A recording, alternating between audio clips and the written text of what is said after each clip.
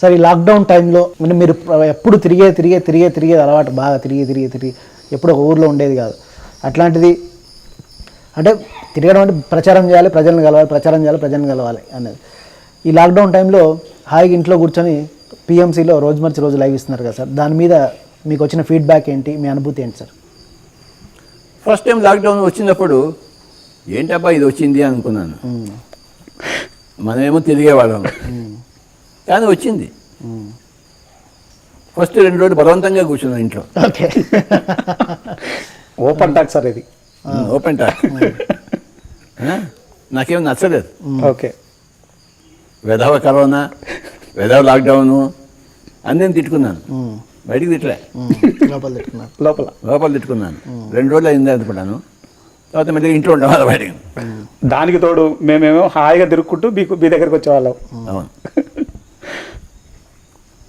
తర్వాత ఈ రికార్డింగ్ మొదలైంది, లైవ్ రికార్డింగ్.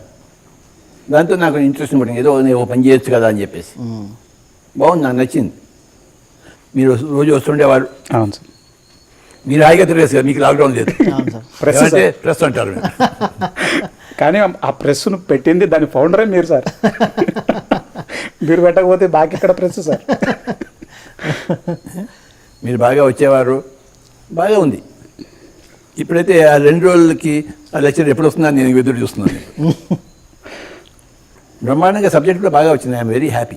Yes sir. ఇప్పటికి ఎన్ని ఎపిసోడ్స్ అయి ఉంటాయి? దగ్గరలో ఉన్నాం సార్.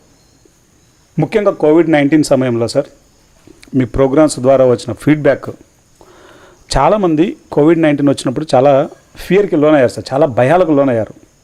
అనేక రకాల భయాలు అవి.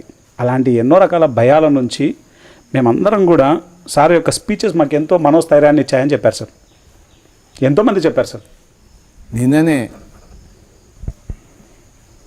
స్వర్ణమాల పత్రిక గారి గురించి మన యొక్క స్వర్ణామృతంలో విన్నాను, టీవీలో వచ్చింది, చూశాను సార్. ఆవిడ భయం గురించి భలే చెప్పింది సార్. భయం ఉండకూడదు, ఆ కథ కూడా చెప్పింది కదా. అవును సార్. వాడు ఖచ్చితంగా పాము కలుస్తుందేమో అని చెప్పి వాడు సూది బోడి చేసుకుని చచ్చిపోయాడు. కథ భలే బాగుంది. అవును సార్. కనుక ఎలాంటి భయపడే పరిస్థితిలో ఉన్నప్పుడు భయం లేకుండా ఉండడమే ఆధ్యాత్మిక నేర్చుకోవడం. నిర్భయం.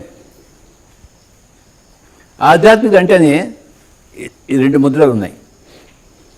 ఈ ముద్రని వరదా ముద్ర అంటారు, ఈ ముద్రని అభయ ముద్ర అంటారు. వరదా ముద్ర, అభయ ముద్ర. ఓకే, అంటే నువ్వు అభయ ముద్రలో ఉంటే, భయం లేకుండా ఉంటే నీకు వచ్చే వరాలన్నీ వస్తాయి అని చెప్పేసి. ఓకే. నువ్వు భయంలో ఉంటే నీకు రాబోయే వరాలు రాకుండా పోతాయి. ఓకే. నీకు వరాలు రాబోతున్నాయి, కానీ నువ్వు భయంలో ఉంటే ఆ వరాలు రాకుండా ఉంటాయి. నువ్వు అభయంగా ఉంటే వచ్చే వరాలు వస్తాయి. Great sir.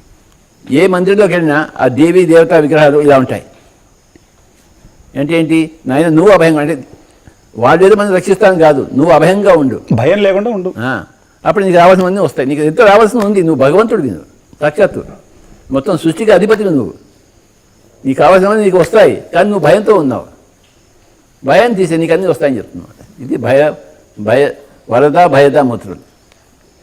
ముఖ్యంగా ఈ కోవిడ్-19 సమయంలో మీ యొక్క సందేశాలన్నీ ఆ యొక్క భయాలన్నింటినీ తొలగించాయి సార్ ప్రతి ఒక్కరిలో. నేను సందేశం ఇస్తున్నప్పుడల్లా ఆ సందేశంతో నా కోసమేనయ్యా, నాలో భయం పోగొట్టుకుని సందేశం ఇస్తుంటాను. కానీ అది అందరిలో భయాలను పోగొట్టింది సార్.